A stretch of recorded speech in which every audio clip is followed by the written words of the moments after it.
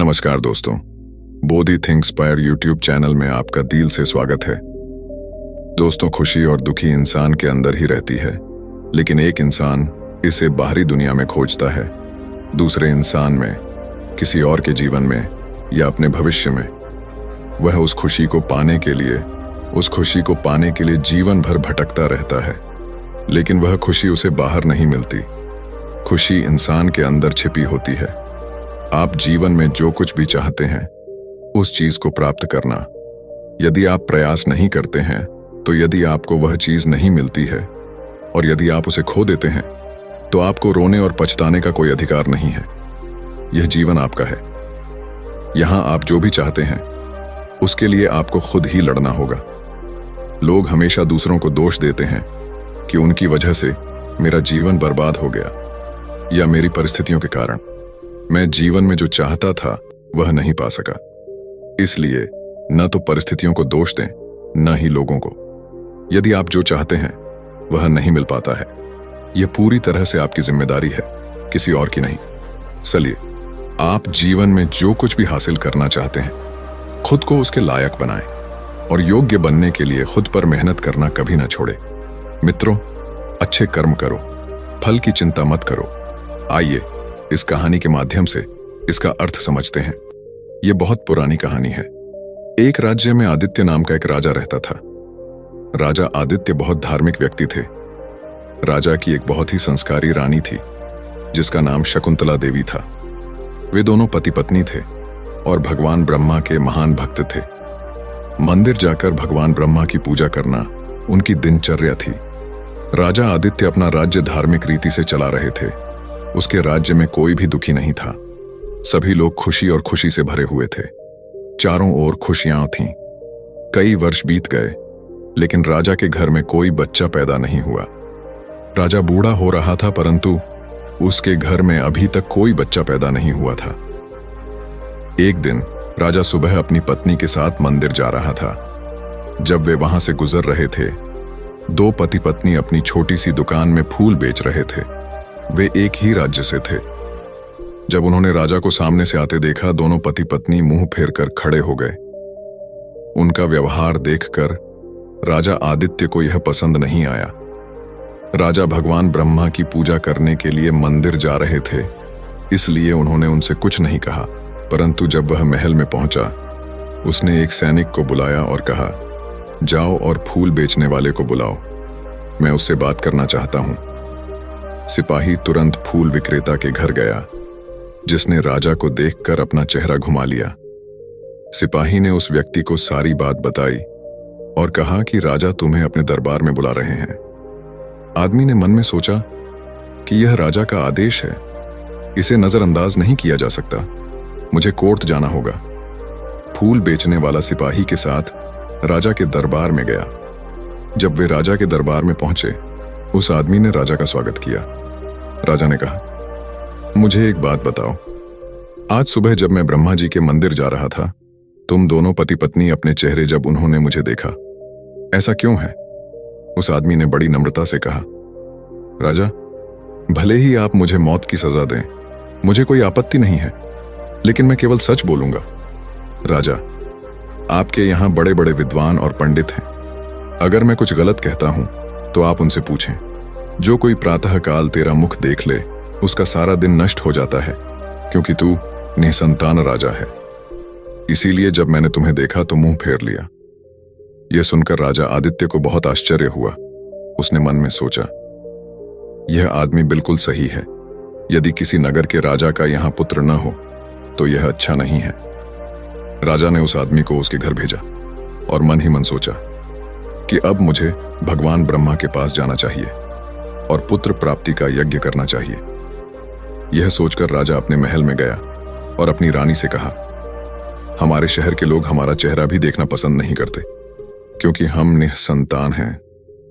आओ हम भगवान ब्रह्मा के दरबार में चलें और भगवान ब्रह्मा से प्रार्थना करें कि हमें एक पुत्र दें।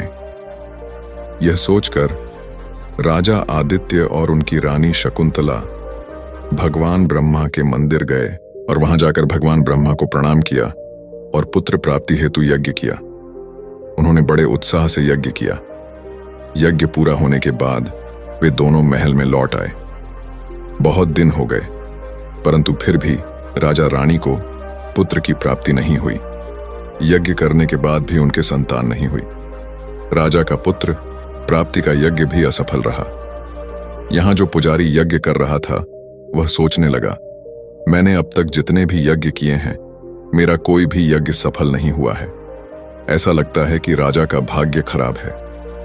राजा के भाग्य में पुजारी ने कोई संतान नहीं लिखी, इसीलिए पुत्र प्राप्ति के लिए यज्ञ करने के बाद भी उनके कोई संतान नहीं हुई। अगली सुबह जब राजा अपने महल की बालकनी में खड़ा था, उसने देखा कि एक महल के दरवाजे के पास एक संत फर्श पर बैठे थे। राजा ने तुरंत अपने सैनिकों को बाहर बैठे संत को बड़े सम्मान के साथ लाने का आदेश दिया। फिर सिपाही संत के पास गया और बोला, उस संत, हमारे राजा आपको अपने महल में बुला रहे हैं, कृपया अंदर आई। संत ने कहा, ठीक है। सिपाही संत को अपने साथ राजा के पास ले गया और सिपाही वहां से चला गया। तब राजा ने संत को नमस्कार किया। तब संत ने कहा, राजा, मैंने सुना है कि आपने पुत्र प्राप्ति के लिए यज्ञ किया था, लेकिन यज्ञ करने के बाद भी आपके कोई संतान नहीं हुई। राजा, आपको समझना चाहिए कि मुझे आपकी समस्या का समाधान करने के लिए ब्रह्मा ने भेजा है। मैं आपकी समस्या समझता हूं और मैं जानता हूं कि आपकी कोई संतान क्यों नहीं हुई। तब राजा ने कहा, बताओ संत, मेरी कोई संतान क्यों नहीं है? तब संत ने कहा, राजा, यह तुम्हारे पूर्व जन्म का प्रभाव है। इसके कारण आपको शाप दिया गया कि अगले 7 जन्मों तक आपकी कोई संतान नहीं होगी। परंतु राजा, यदि तुम चाहो, मैं तुम्हें उस श्राप से मुक्त कर सकता हूं। आपके घर पुत्र का जन्म हो सकता है। राजा उसी संत के चरणों में गिर पड़ा और कहा, संत, यदि आप ऐसा करेंगे तो मैं आपका ऋणी हो जाऊंगा।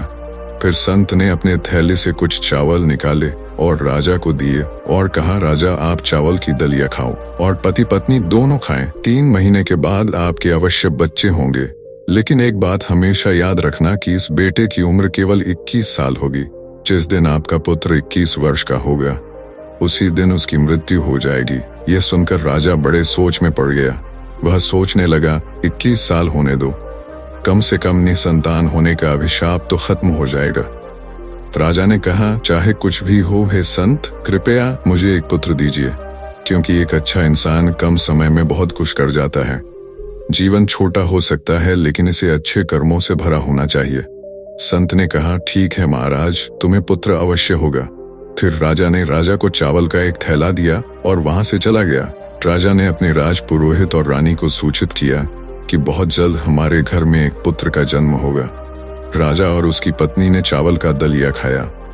अब धीरे धीरे समय बीतता गया और जैसा कि संत ने कहा, 3 महीने बाद बेटा गर्भवती हो गया। यह देखकर राजा के घर में खुशी की लहर दौड़ गई। राजा बहुत खुश हुआ। पूरे राज्य में जश्न मनाया गया। राजा के बेटे का जन्म यहीं हुआ था। पूरे शहर में आतिशबाजी हुई और शहर को सजाया गया था। राजा ने अपने पुत्र का नाम रुद्र प्रताप रखा। राजा और रानी ने उसका अच्छे से पालन पोषण करना शुरू कर दिया। धीरे धीरे रुद्र प्रताप बड़ा हो गया। अपने पिता की तरह राजकुमार भगवान और धर्म का भक्त था। राजा का बेटा बहुत तेजी से बड़ा हुआ। समय बीतता गया। अब वही राजा खुश था कि उसके एक बेटा हुआ। अपने बेटे के प्यार में वह भूल गया कि उसका बेटा केवल 21 साल का था जब उनका बेटा 18 साल का था। उन्हीं दिनों दूसरे शहर के राजा सुमेर सिंह की बेटी हुई। वह बहुत सुंदर लग रही थी और किसी परी की तरह। वह बहुत सुंदर लड़की थी और उसका नाम अवंतिका था। वह लड़की बहुत धार्मिक थी। बचपन से ही उन्हें धर्म के संस्कार अपने माता पिता से मिले थे। वह हर प्राणी पर दया करती थी। सुबह वह पक्षियों को दाना डालती थी और अपने दरवाजे पर आए किसी भी भिखारी और संत को वापस नहीं जाने देती थी। खाली हाथ वह हर भूखे को खाना खिलाती थी। लड़की धीरे धीरे बड़ी हो गई। फिर उसके पिता सुमेर सिंह को पता चला कि उनका बेटा रुद्र प्रताप, जो अब एक जवान आदमी है और विवाह के लिए उपयुक्त। राजा ने सोचा कि उसके बेटे की शादी ऐसी ही धार्मिक और तेजस्वी लड़की से होनी चाहिए। राजा ने अपनी बेटी का प्रस्ताव राजा आदित्य के पास भेजा। राजा आदित्य ने सोचा कि उनके पुत्र की आयु केवल 21 वर्ष है, उसे उससे शादी करनी चाहिए। यदि उससे पुत्र उत्पन्न हो तो मेरा वंश चलेगा। ऐसा सोचकर राजा आदित्य ने उस लड़की के साथ अपने पुत्र का गठबंधन तय किया। कुछ समय बाद राजकुमारी अवंतिका के पुत्र का विवाह रुद्र प्रताप से हो गया। राजकुमारी बहुत प्रतिभाशाली महिला थी। उसका एक नियम था कि वह तब तक पूजा नहीं करती थी जब तक वह किसी भूखे को खाना नहीं खिला देती। समय धीरे धीरे बीतता गया। इधर राजा आदित्य को लगा कि उनके पुत्र का अंत निकट है, क्योंकि उसकी आयु पूरी होने वाली थी। राजा को पहले से ही पता था, क्योंकि महात्मा ने उसे सब कुछ बता दिया था कि उसके बेटे की उम्र केवल 21 वर्ष होगी। राजा ने यह बात किसी और को नहीं बताई थी। धीरे धीरे राजा की चिंता बढ़ती जा रही थी। जैसे जैसे राजकुमार की उम्र बढ़ती जा रही थी, राजा और अधिक चिंतित होता जा रहा था। जब राजकुमार की आयु केवल 10 दिन शेष रह गई, राजा सोचने लगा कि अब क्या करना चाहिए। मेरा बेटा 10 दिन बाद मर जाएगा। राजा और अधिक चिंतित होता जा रहा था। जब राजकुमार की आयु केवल 10 दिन शेष रह गई, राजा सोचने लगा कि अब क्या करना चाहिए। मेरा बेटा 10 दिन बाद मर जाएगा। पुत्र मोह के कारण राजा बीमार रहने लगे। वह हर किसी को बताकर अपने बेटे की मौत की चिंता नहीं करना चाहता था। अब राजा ने खाना भी बंद कर दिया। यहाँ जब राजकुमार की मृत्यु का दिन आया, हे भगवान, मुझे दर्द सहने की शक्ति दे मेरे पुत्र की मृत्यु का। भाग्य के नियम को कोई नहीं बदल सकता, ऐसा ही होगा। वह राजकुमार रुद्र प्रताप की पत्नी प्रतिदिन भूखों और गरीबों को खाना खिलाती थी। वह पक्षियों को दाना डालती थी और हर रोज की तरह वह व्यस्त थी। दूतों को आदेश दे रही थी कि जाओ और राजकुमार को ले आओ। 1 घंटे के बाद उसके शरीर से जीवन निकल गया। इसके लिए आप एक सांप के पास जाएं और उसे राजकुमार की मृत्यु के लिए प्रेरित करें, क्योंकि राजकुमार की मृत्यु सांप के काटने से होगी। केवल तभी जब सांप उसे काट ले, हम उसकी जान खो सकते हैं। यमराज ने अपने दूतों को कहा कि जाओ और यह काम करो, और जैसे ही यमराज का आदेश हुआ, दूत चले गए। राजकुमार रुद्र प्रताप का जीवन। यमराज के जादू से प्रेरित होकर एक सांप ने सोचा कि आज मुझे महल में प्रवेश करना चाहिए और वहां घूमना चाहिए। मुझे देखना चाहिए कि महल कैसा है। सांप घूमते घूमते महल में पहुंच गया। अब क्योंकि सांप यमराज से प्रेरित था, वह इधर उधर घूमता रहा और कमरे में पहुंचा और राजकुमार के बिस्तर पर बैठ गया। यमराज के 2 दूत महल के द्वार पर खड़े थे। उन्होंने समय खत्म होने का इंतजार किया। वे सोचने लगे, कब घड़ी आएगी और कब सांप राजकुमार को डस लेगा।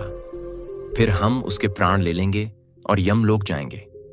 जब दोनों दूत यह सोच रहे थे, क्या हुआ कि एक गरीब आदमी अपनी पत्नी के साथ रहता था, लेकिन उसकी बेटी का पति बहुत शराब पीता था, जुआ खेलता था और अपनी पत्नी को पीटता था। इसलिए उस गरीब आदमी की बेटी हमेशा चिंतित रहती थी। उसका पति उसे मारता था और उसे घर से बाहर निकालना चाहता था।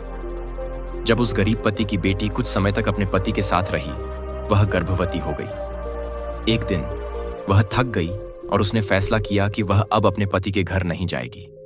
उसके पिता बूढ़े थे और कुछ भी नहीं कमा पाते थे, इसलिए वह भीख मांगता था और जीवित रहे। वह तीनों जानवरों को खाना खिलाता था। जब समय पूरा हुआ, उसकी बेटी ने एक बेटी को जन्म दिया। अब वह बहुत भूखी थी।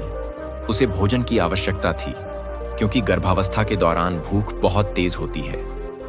वह अपने पिता से उसे खाना देने के लिए कहने लगी। गरीब ब्राह्मण भोजन लेने के लिए पास के गांव में गया, लेकिन लोगों ने उसे भिक्षा नहीं दी, क्योंकि उसने भिक्षा मांगी थी। गरीबी मनुष्य के लिए सबसे बड़ा अभिशाप है। यह सबसे बड़ा अपमान है। उस गरीब आदमी को किसी ने खाना नहीं दिया। इधर उसकी बेटी बहुत भूखी थी। उसने अपने पिता से कहा, यदि तुम भूखे हो, मुझे खाना दो, नहीं तो मैं मर जाऊंगी। तब बूढ़े ने कहा, मैं अभी काशीनगर जा रहा हूं। यदि मुझे वहां से कुछ मिलेगा, मैं तुम्हें दे दूंगा। मैं आज काशीनगर जाकर राजा के द्वार पर भिक्षा मांगूंगा। यही सोचकर बूढ़ा पिता चला गया। इधर राजकुमार रुद्र प्रताप की पत्नी, जो गरीब लोगों को खाना खिलाती थी, उस दिन राजा बीमार थे और बहुत बीमार थे, चिंतित। वह अपने कमरे में थी। आज भी अवंतिका ने गरीबों को खाना नहीं खिलाया, परंतु उसने अपने पति के लिए भोजन बनाया और भोजन की एक थाली रखी, ताकि जब उसका पति आए वह उसे खिलाए, क्योंकि उसका पति अपने पिता के साथ बैठा था और उसकी सेवा कर रहा था। बूढ़ा आदमी महल के दरवाजे पर आया। उसे देखकर राजकुमार रुद्र प्रताप की पत्नी अवंतिका को उस बूढ़े व्यक्ति पर दया आ गई। बूढ़े ने उसकी ओर देखा और कहा, प्रिय, अगर मुझे यहां से कुछ भोजन मिल जाए तो यह तुम्हारे लिए बहुत बड़ा उपकार होगा। रानी ने देखा कि वह एक गरीब आदमी है और मुझसे खाना मांग रहा है, लेकिन मैंने यह खाना अपने पति के लिए बनाया है। अगर मैं उसे यह खाना दूं, मेरा पति क्या खाएगा? लेकिन अगले ही पल अवंतिका को लगा कि वह अपने बीमार पिता के साथ बैठा है। तब तक मैं यह खाना इस गरीब आदमी को दे दूंगा। जब मेरे पति वापस आएंगे, मैं उनके लिए और खाना बनाऊंगी। यह सोचकर रानी अवंतिका ने अपने पति के लिए बनाया भोजन उस गरीब ब्राह्मण को दे दिया। भोजन की थाली उठाकर वह गरीब ब्राह्मण जल्दी से अपने गांव के लिए निकल गया। खाना लेने के बाद वह अपने घर आया, क्योंकि उसकी बेटी उसका इंतजार कर रही थी। हुआ यह कि राजा का बेटा अपने कमरे में लौट रहा था और 2 यमदूत महल के बाहर खड़े थे। उसके बाहर आने का इंतजार कर रहा था और वह सांप बिस्तर पर लेटे हुए राजकुमार का इंतजार कर रहा था। बूढ़े ने खाना अपनी बेटी को दिया। राजकुमार रुद्र प्रताप अपने कमरे की ओर चल रहे थे। यमदूत सोच रहे थे कि यदि राजकुमार को काट लिया गया तो वे उसके प्राण ले लेंगे। बूढ़े ने खाना अपनी बेटी को दिया। उसकी बेटी ने पूछा, पिताजी, आपको यह भोजन कहां से मिला? लड़की के पिता ने कहा, बेटी, ये खाना मुझे रानी ने दिया था बहू। यहाँ के राजा का बेटा बहुत दयालु है। उसने मुझे यह स्वादिष्ट भोजन दिया। जिसने यह भोजन दिया हो, उसका पति अमर हो जाए। वह सदैव भाग्यशाली रहे। जैसे ही लड़की ने खाना मुंह में डाला, उसकी आत्मा तृप्त हो गई और उसकी आत्मा से आशीर्वाद निकलने लगा कि उसका पति अमर हो। इधर राजकुमार अपने कमरे की ओर जा रहा था। यमदूत उसके मरने की प्रतीक्षा कर रहे थे, लेकिन जैसे ही राजकुमार अपने कमरे से बाहर आया, उसने सांप को बेहोश कर दिया। सांप अब चलने में सक्षम नहीं था। सांप सोचने लगा, मुझे क्या हो गया है?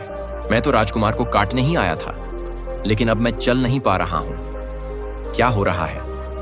वास्तव में यह सब उस आशीर्वाद का प्रभाव था जो भूखी लड़की ने राजकुमार को दिया था, जिसके कारण एक यमदूत आकर वहीं खड़ा हो गया। इसके बाद यमदूत ने यमदूतों से कहा कि आप राजकुमार की जान नहीं ले सकते।